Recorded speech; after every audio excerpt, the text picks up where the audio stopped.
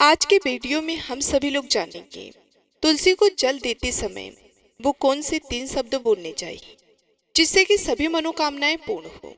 एक बार की बात है, देवी सत्यभामा ने भगवान श्री कृष्ण से पूछा कि हे प्रभु, आपने मुझे तुलसी में जल देने का महत्व तो बताया था, लेकिन तुलसी में जल देते समय हमें कौन से शब्द बोलने चाहिए जिससे कि तुलसी माता को जल देना पूर्ण माना जाए।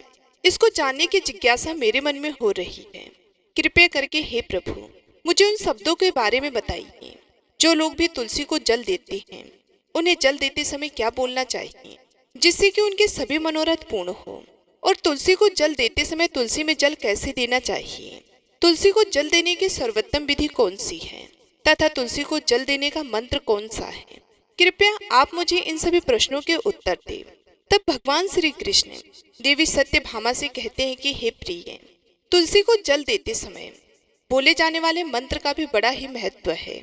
यह मंत्र केवल 3 शब्दों का है, किंतु इसका प्रभाव बहुत ही कल्याणकारी है। जो भी मनुष्य नित्य तुलसी को जल देते समय अपने मुख से केवल यह 3 शब्द बोल देते तो साक्षात लक्ष्मी उनके घर में प्रवेश करती है, उनकी दरिद्रता समाप्त हो जाती है, उसे धन धान्य की प्राप्ति होती है। वह मंत्र बताने से पूर्व मैं आपको तुलसी के इस मंत्र का महानतम सुनाता हूँ। इस महानतम को सुन लेने मात्र से ही मनुष्य के समस्त पाप नष्ट हो जाते हैं। उसे 100 वर्षों तक तुलसी को जल देने का पुण्य प्राप्त हो जाता है। इसलिए देवी, आप इस कथा को ध्यान से पूरा जरूर सुनिए। देवी सत्यभामा कहती है कि हे प्रभु, मैं इस कथा को पूरा अवश्य सुनूंगी। आप मुझे तुलसी के मंत्र का महानतम सुनाइए। श्री कृष्ण कहते हैं कि हे देवी सत्यभामा, दक्षिण में एक अत्यंत शोभायमान नगरी थी। उस नगरी में सुशर्मा नाम का एक खोटी बुद्धि का ब्राह्मण रहता था। पापियों का तो वह शिरोमणि था। उसका जन्म एक ऐसे ब्राह्मण परिवार में हुआ था जो पाप कर्म करने वाले शास्त्र ज्ञान से शून्य था। वे जन्म से तो ब्राह्मण था, किंतु कर्म से तो वह अत्यंत दुराचारी था। वह ना तो पूजा पाठ करता था, ना ध्यान करता था, ना जप करता था, ना होम और ना ही अतिथियों का सत्कार किया करता था। उसके द्वार पर आए हुए अतिथियों को बिना दान दिए ही क्रूरता पूर्वक वे भगा दिया करता था। स्त्री लंपट होने के कारण वे सदे हुए पराई स्त्रियों में आसक्त रहता था। उसे मदिरापान करने की भी आदत थी, साथ ही वह मांस भी खाया करता था। वे दिन में खेत में काम करके पत्ते बेचकर जीविका चलाया करता था और रात्रि में वे वेश्याओं का सेवन करता था। इस प्रकार से उस ब्राह्मण ने अनेक वर्षों तक जीवन व्यतीत किया। एक दिन वे दुष्ट बुद्धि सुशर्मा बेचने के लिए कुछ पत्ते इकट्ठा करने के लिए एक ऋषि की वाटिका में घूमने लगा और पत्ते तोड़ने लगा। तभी एक काल रूपी धारी काले सर्प ने उस ब्राह्मण को काट लिया और उसी समय पर उसकी मृत्यु हो गई। उसके बाद में 2 यम के दूत उसे लेने के लिए उस स्थान पर प्रकट हुए और उसे उठाकर यमलोक ले जाने लगे। मार्ग में वह यमदूतों के सामने बहुत विलाप करने लगा और कहने लगा कि हे दूतों, मुझे कहाँ लेकर जा रहे हो? मुझे छोड़ दो, मेरे प्राण बख्श दो। किंतु यमदूत उसे कहते हुए ले जाने लगे कि अरे दुष्ट ब्राह्मण, तेरे पाप कर्मों के कारण तुझे सांप ने काट लिया है। अब यमराज तुझे अवश्य घोर नरक में डाल देंगे। फिर यम के दूत उस ब्राह्मण को लेकर यमलोक पहुंचते हैं और यमराज के सामने खड़े हो जाते हैं।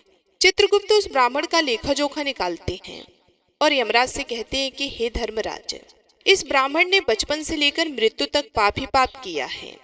इसने कभी भी कोई पुण्य का काम नहीं किया है। फिर धर्मराज अपने दूतों से कहते हैं कि हे दूतों, इस घोर पाप करने वाले ब्राह्मण को उठाकर ले जाओ और इसे नरक में डाल दो। फिर यम के दूत उस ब्राह्मण को लेकर जाते हैं और नरक की भयंकर अग्नि में धकेल देते हैं। अनेक वर्षों तक नरक में सजा भुगतने के बाद उस ब्राह्मण को दूसरे जन्म में एक बैल का शरीर मिलता है।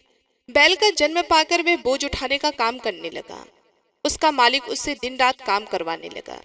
फिर जब उस बैल की शक्ति कम हुई तो उसके मालिक ने उसे एक लंगड़े आदमी को बेच दिया। उस लंगड़े आदमी ने उस बैल को खुद का बोझा उठाने के लिए उपयोग किया। वह उसकी पीठ पर बैठकर घूमा करता था। इस प्रकार से उस बैल ने 8 वर्ष तक उस लंगड़े आदमी का बोझ उठाया। फिर एक दिन वह लंगड़ा आदमी उस बैल की पीठ पर बैठकर किसी ऊंचे पर्वत पर जाने लगता है। उस पर्वत पर बहुत देर तक चढ़ने के कारण वह बैल बहुत थक गया। उसकी शक्ति क्षीण हो गई और कुछ समय बाद वह बैल बहुत जोर से मूर्छित होकर जमीन पर गिर पड़ा और अंतिम सांसें लेने लगा। तभी वहां पर खड़े लोगों को उस बैल पर बड़ी दया आ गई और वे उसके मुख में पानी डालने लगे। फिर उन लोगों में एक पुण्य आत्मा व्यक्ति था। उसने उस बैल का कल्याण करने के लिए अपना पुण्य उस बैल को दे दिया। उसे देखकर अन्य लोगों ने भी अपना अपना पुण्य याद करके कुछ पुण्य उस बैल को दे दिया ताकि उसे मुक्ति मिल सके। उसी भीड़ में एक वेश्या भी खड़ी हुई थी। सभी लोग अपना पुण्य उस बैल को दे रहे थे। यह देखकर उस वेश्या ने भी अपना पुण्य उस बैल को दे दिया। कुछ देर बाद उस बैल की मृत्यु हो जाती है। फिर उस स्थान पर यमदूत आते हैं और उस बैल के शरीर से उस ब्राह्मण की आत्मा को निकालकर यमलोक ले जाते हैं। यमलोक ले जाने पर उसे यमराज के सामने खड़ा किया जाता है। फिर चित्रगुप्त उसका लेखा जोखा देखते हैं तो वो आश्चर्य में पड़ जाते हैं। उस वैश्य के द्वारा उस बैल को दिया हुआ पुण्य बहुत बड़ा होता है। उस पुण्य के प्रभाव से उसके सभी जन्मों के पाप नष्ट हो जाते हैं। फिर यमराज उस ब्राह्मण के सभी पाप क्षमा करते हैं और कहते हैं कि हे ब्राह्मण, उस वैश्य ने तुझे अपना पुण्य देकर तुझ पर बड़ा उपकार किया है। केवल उसी के पुण्य के कारण तुम्हारे सभी जन्मों के पाप नष्ट हो गए हैं। और यमराज उसे फिर से मनुष्य जन्म प्रदान करते हैं। इस बार वे पृथ्वी पर आकर एक उत्तम ब्राह्मण कुल में जन्म लेता है। उस महापुण्य के प्रभाव से उसे इस नए जन्म में अपने पूर्व जन्म की बातें याद आने लगती हैं। जब वह ब्राह्मण बड़ा हो जाता है तो उसे याद आता है कि पिछले जन्म में जब वह बैल था तब एक वेश्या ने उसे उसका पुण्य दे दिया था।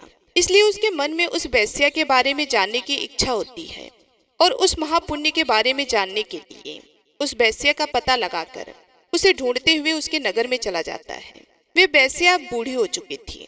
फिर जब उसे वह वेश्या मिल जाती है तो वह उसके सामने जाकर उसे बार बार प्रणाम करता है और उस वेश्या का धन्यवाद करने लगता है।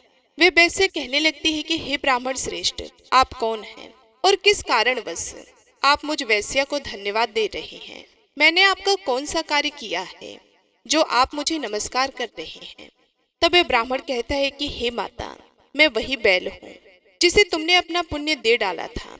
अपने पाप कर्मों के कारण मुझे पिछले जन्म में बैल होना पड़ा था। उस पर्वत पर जब मैं मर रहा था तो तुमने मुझे अपना पुण्य दिया था। तुम्हारे पुण्य के प्रभाव से ही आज मुझे फिर से मनुष्य जन्म मिला है। तुम्हारे द्वारा दिए गए उसी पुण्य के कारण मुझे अपने पूर्व जन्म की सारी बातें याद है। किंतु हे माता, मैं आज यहाँ पर यह जानने के लिए आया हूँ कि तुमने मुझे उस समय पर अपना कौन सा पुण्य दिया था जिस कारण से मेरे सभी जन्मों के पाप नष्ट हो चुके हैं। मैं उस पुण्य के बारे में जानना चाहता हूँ।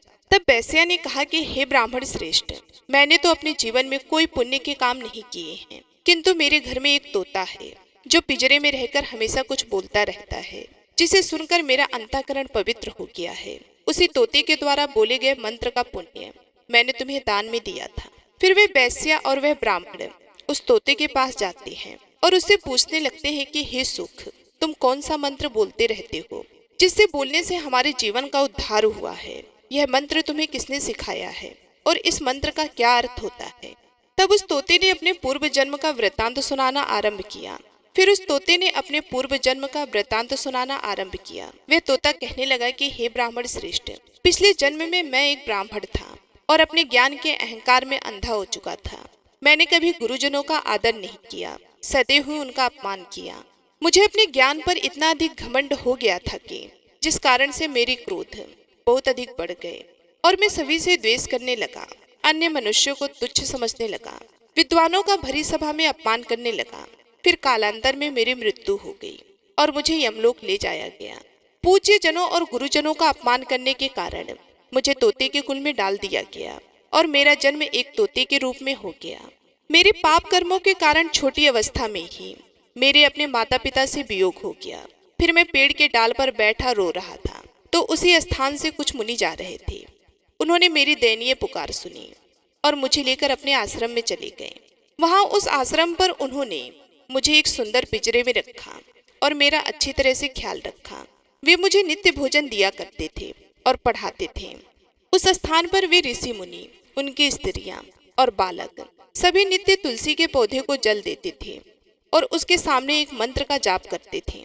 उन्हीं के मुख से बार बार उस मंत्र को सुनकर मैंने उसे रट लिया और तभी से मैं उस मंत्र को जान गया और वही मंत्र दिन रात बोलता हूँ। उस मंत्र के प्रभाव से मेरी कभी मृत्यु नहीं हुई और मेरी आयु 100 वर्ष की हो गई और मैं इतने वर्षों तक जीवित रहा।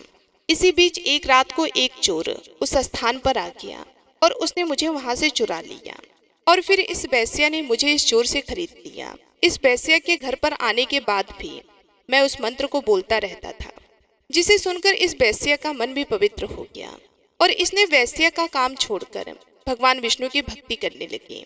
उसी मंत्र के प्रभाव से मेरे पूर्व जन्मों के सभी पाप नष्ट हो गए और उसी मंत्र के प्रभाव से इस वेश्या का भी अंतक पवित्र हो गया।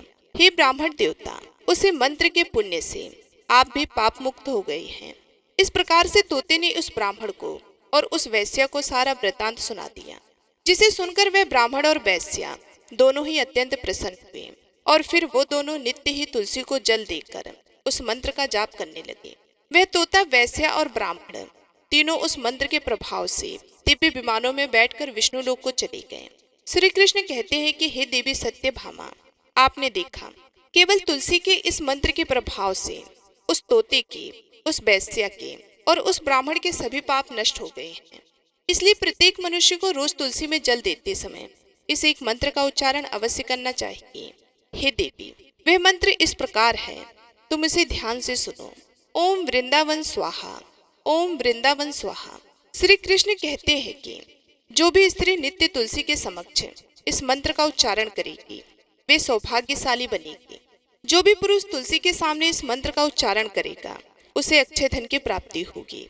जिस घर के सामने नित्य तुलसी की पूजा की जाएगी उस घर में साक्षात लक्ष्मी का वास होगा। तुलसी जी का यह मंत्र राजकल्प तरु है, यह समस्त फलों को प्रदान करने वाला है। अतः जो भी तुलसी के सामने इस मंत्र का उच्चारण करेगा उसे संपूर्ण सिद्धियां प्राप्त होगी।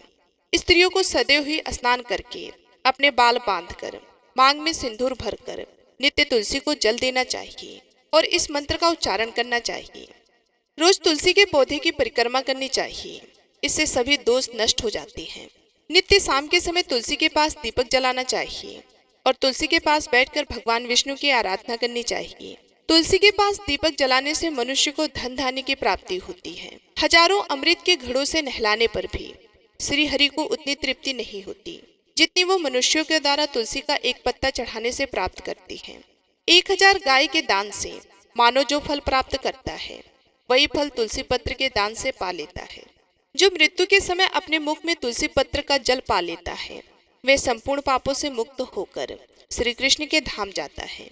श्री कृष्ण कहते हैं, पूर्णिमा, अमावस्या, द्वादशी और सूर्य संक्रांति के दिन, मध्याह्न काल, रात्रि और असौच के समय तेल लगाकर बिना स्नान किए अथवा बिना हाथ पैर धोए रात्रि के वस्त्र पहनकर तुलसी के पत्र तोड़ता है वह महापाप होता है। श्राद्ध, व्रत, दान, प्रतिष्ठा तथा देव पूजा के लिए तोड़े हुए तुलसी पत्र बासी होने पर भी 3 रात्रि तक पवित्र ही रहते हैं। तुलसी का एक एक पत्ता ना तोड़कर पत्तियों के साथ अग्रभाग को तोड़ना चाहिए। तुलसी की मंजरी सब फूलों से बढ़कर मानी जाती है। मंजरी तोड़ते समय उसमें पत्तियों का रहना भी आवश्यक माना गया है। पूज्य भाव से पौधों को हिलाए बिना तुलसी के अग्रभाग को तोड़ना चाहिए, इससे पूजा का फल लाख गुना बढ़ जाता है। तुलसी के पत्ते को कभी नाखून से नहीं तोड़ना चाहिए, इससे पाप लगता है। रात्रि में तुलसी के पौधे को स्पर्श ना करें अथवा उसके पत्ते ना तोड़ें, ऐसा करना अशुभ माना गया है। रात्रि में तुलसी का पौधा निद्रावस्था में होता है, ऐसे में पत्ते तोड़ने पर पाप ही लगता है। गुरुवार के दिन तुलसी के पौधे में थोड़ा सा कच्चा दूध अर्पित करें। दूध चढ़ाते समय ओम नमो भगवते वासुदेवाय नमः इस मंत्र का जाप अवश्य करना चाहिए। तुलसी के पौधे के पास सालिग्राम रखें और उस पर तिल चढ़ाएं। पूजा में तुलसी और सालिग्राम को दूध में भीगी हल्दी का तिलक अवश्य करें। सालिग्राम पर तुलसी पत्र रखकर चंदन लगाना चाहिए। अगर कोई महिला मासिक धर्म से है तो वे तुलसी की पूजा ना करें। मासिक धर्म के दौरान तुलसी को स्पर्श करने से भी घोर पाप लगता है, इससे स्त्री की दुर्गति होती है। तो दोस्तों, इस प्रकार से भगवान श्री कृष्ण ने देवी सत्यभामा को तुलसी को जल देने के मंत्र का महत्तम सुनाया है। ये कथा आप लोगों को कैसी लगी कमेंट करके अवश्य बताएं। अगर ये जानकारी अच्छी लगी हो तो वीडियो को लाइक जरूर करें और यदि चैनल पर पहली बार विजिट कर रहे हैं तो चैनल को सब्सक्राइब करके कमेंट बॉक्स में जय श्री कृष्ण जरूर लिखें। मिलती हूँ मैं आप सभी लोगों से अगले वीडियो में, तब तक के लिए धन्यवाद।